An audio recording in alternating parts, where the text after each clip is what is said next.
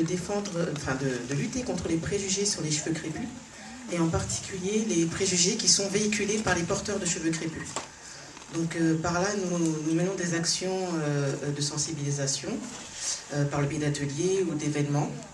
Et surtout, nous avons un slogan qui est « Aimer sa chevelure crépue est aussi un acte militant ». Parce que porter ses cheveux crépus n'est pas encore normal, malgré la vague qui nous submerge ces derniers temps, la vague nappy. Mais il ne faut pas se leurrer, on a tendance à être entre nous-mêmes, à sentir quand même pousser des ailes, mais voilà, rien n'est gagné. Et donc nous estimons que cette histoire de cheveux, ce sujet du cheveu au sein de la communauté afro n'est pas qu'une histoire de cheveux, contrairement à ce que certains veulent nous faire croire, ou certains essayent de s'auto-convaincre, n'est-ce pas? Donc le cheveu crépus, malheureusement, ou heureusement, je ne sais pas, couvre les domaines historiques, car il a été au centre d'une histoire douloureuse, compliquée. Il y a l'aspect sanitaire, car le défrisage chimique systématique, on le sait tous, surtout celles et ceux qui l'ont pratiqué, qu'il y a des conséquences à court terme et à long terme. Il y a l'aspect culturel, car nous avons hérité de mauvaises pratiques capillaires que nous transmettons ou que nous essayons, comme l'association ou vous, à votre niveau, que nous essayons de modifier. Il y a aussi l'aspect économique, car il y a des enjeux énormes qui nous dépassent. Mais surtout, même si on peut se sentir submergé ou dépassé et mener un combat du type David contre Goliath, nous avons quand même le pouvoir et nous avons la possibilité de changer des choses. Voilà.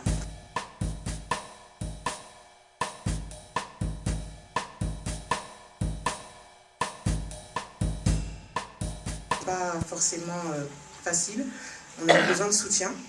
Heureusement, il y a eu le livre de Julie Esmeralda, mais c'était pas comme maintenant où il y avait des blogs, des forums, des YouTube, etc. C'était encore assez compliqué. Et donc voilà, c'était l'esprit festif, mais surtout Nappy Party, c'est aussi un petit peu une référence historique au Black Panther Party, car nous estimons que nous avons des devoirs et aussi des droits en matière de beauté.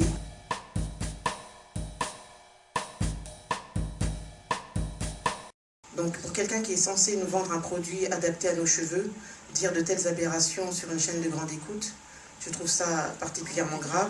Surtout lorsque vous avez vu le film Good Hair, quand on sait ce qu'il y a dans les produits défrisants, quand on sait que les produits défrisants pour enfants sont les mêmes que pour les adultes, et quand on sait qu'il y a des conséquences néfastes pour la santé.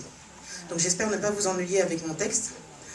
Si vous l'aimez ou si vous désirez le partager, vous me le dites et je vous le transférerai. Il n'y a pas de souci. Nous, femmes, hommes, parents, consommateurs et noirs, refusons le mensonge, qu'il soit par omission volontaire ou par exagération ou désir de plaire. Nous revendiquons le droit primaire de veiller à notre santé et le droit de protéger celle de nos enfants. Nous revendiquons le droit d'élever et d'éduquer nos enfants, et particulièrement nos filles, afin qu'elles ne soient pas considérées comme des portefeuilles ambulants dans lesquels n'importe quel groupe industriel cosmétique peut venir piocher au motif que son budget alloué à ce plaisir est environ 7 fois supérieur à celui des autres femmes non noires.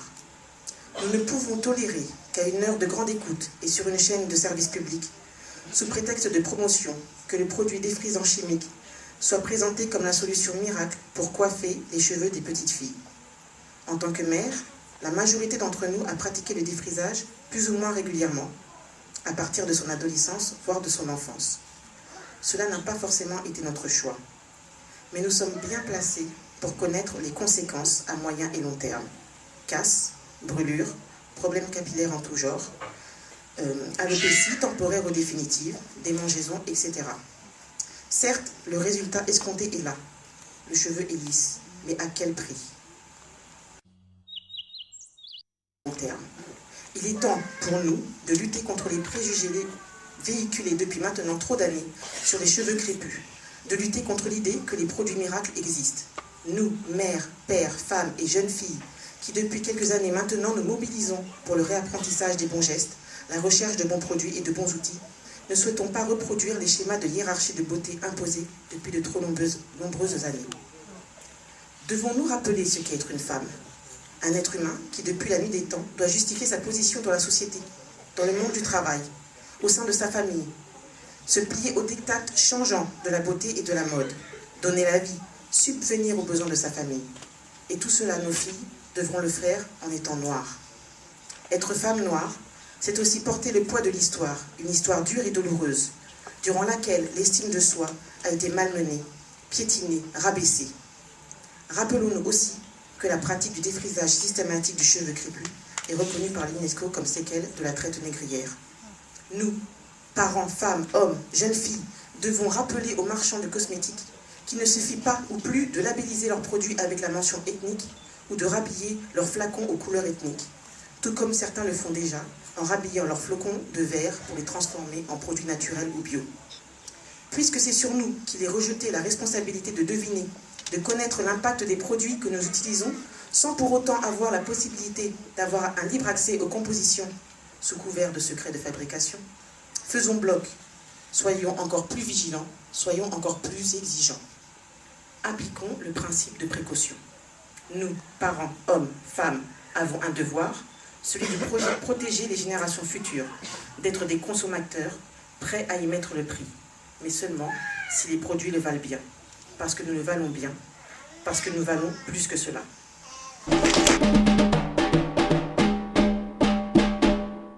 Nos enfants, même si nous, voilà, ça a été difficile pour nous de revenir, de désapprendre des choses qui nous ont été transmises de génération en génération, même s'il est difficile aussi à nos âges d'éduquer nos enfants. Donc là, on a un double travail. Il faudrait qu'à terme, coiffer ses cheveux, entretenir sa peau noire, soit pour nos enfants comme pour apprendre à lasser ses chaussures. Je veux dire, ça devrait rentrer dans l'éducation normale. Ça ne devrait pas être une contrainte. Nos enfants ne devraient pas avoir à dire oui, mais moi j'ai les cheveux crépus, moi j'ai les cheveux durs, toi les tiens ils n'ont pas l'air crépus, peut-être que dans ta famille tu es un peu métissé. Voilà.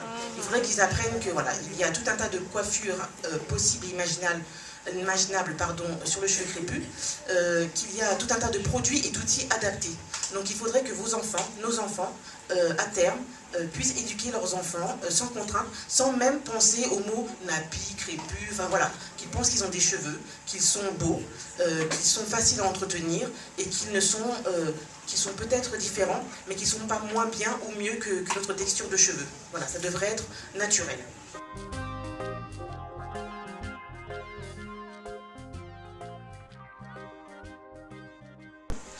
Voilà, il est pas compliqué de les identifier. La masse de produits chimiques qui est sur le marché, voilà, elle est énorme, mais sachez que dans la plupart des produits, vous allez retrouver les mêmes ingrédients. Donc, bon, c'est vrai que en théorie, j'aurais peut-être dû vous faire un affichage, mais il y a des produits faciles à repérer, comme les parabènes, comme le phénoxyéthanol. Donc, vous avez l'Agence nationale de la santé qui recommande de ne pas utiliser ces produits sur les enfants, sachant que le phénoxyéthanol, si vous allez dans le rayon lingette ou le rayon produits pour enfants, vous allez le trouver quasiment dans tous les produits. Moins maintenant, parce qu'ils vous mettent sans parabènes, sans phénoxyéthanol. Voilà. Mais bon, là, vous avez aussi la tendance sans parabènes. Mais sachez, et c'est très important, si vous voulez que je vous épelle le mot ou que je vous le réécrive tout à l'heure, qu'il y a un produit, le nouvel ingrédient, c'est le méthylisothiazolinone. Voilà. Donc, si vous voyez un produit marqué sans parabènes, c'est qu'il y a de fortes chances que le méthylisothiazolinone le remplace. Voilà. Donc, c'est un conservateur. Sachez que ce conservateur avait été interdit dans les années 80, dû à sa toxicité, c'est-à-dire qu'il était très irritant pour les voies respiratoires et très irritant pour la peau. Donc ce qui est comique, c'est qu'on nous enlève le parabène, soi-disant, qui est perturbateur endocrinien, etc., pour le remplacer par un produit qui n'est pas mieux. Mais ça, on va pas vous le dire. Donc quand vous voyez sans parabène, retournez. Si vous voyez méthylène, voilà, vous aurez compris, le produit, vous le reposez. Surtout si c'est des produits pour les enfants, parce que vous allez en retrouver un paquet dans les produits pour enfants. Donc tous les laits de toilette, etc., les lingettes, voilà. Donc mon conseil, le moins, c'est le mieux. Voilà. Pas besoin, comme il disait le monsieur, de blinder vos armoires avec 40 produits. Ce n'est pas nécessaire. Ça, si vous avez 40 produits, c'est parce que vous avez succombé aux sirènes du marketing. Sachez que voilà, tout est dans la simplicité. Surtout si vous voulez enseigner à vos enfants comment entretenir leurs cheveux, etc. Ne commencez pas à les embrouiller avec 10 000 compositions. Voilà, le moins, c'est le mieux. Et surtout, le pouvoir est entre vos mains. Quand vous orienterez vos choix, vous verrez, on vous proposera des produits de qualité.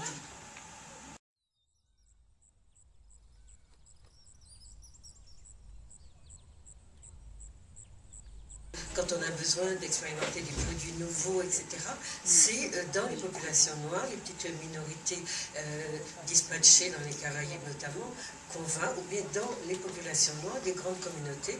Et les Africains-Américains ont fait condamner plusieurs fois les Euro-Américains pour avoir utilisé la communauté noire comme cobaye pour des vaccins, pour des produits nouveaux, etc. Donc, en dehors de toutes les problématiques qui sont liées à la consommation de produits extrêmement délétères, cancérigènes et mortifères pour la communauté, que nous savons sur le traitement du cheveu, il y a aussi d'énormes menaces qui pèsent sur l'avenir du peuple noir et il faut que vous le sachiez.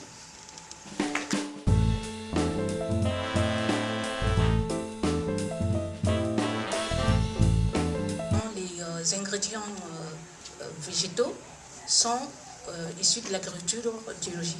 C'est un terme que j'ai créé, tout simplement pour différencier ça du terme de la cosmétique chimique. Parce que jusque-là, sur le marché, c'était encore... enfin, ça ne se faisait pas. Donc voilà. Donc là-dessus, nous allons parler de ce concept-là, qui est en fait une innovation, mais en même temps une valorisation du patrimoine. Et nous allons voir en quoi ça peut être une alternative dynamique par rapport à ce qu'on nous propose aujourd'hui sur le marché. Donc, en fait, ça permet, on verra comment cela permet de diviniser le cheveu afro. Et enfin, je vous parlerai un peu des perspectives de développement de ce concept.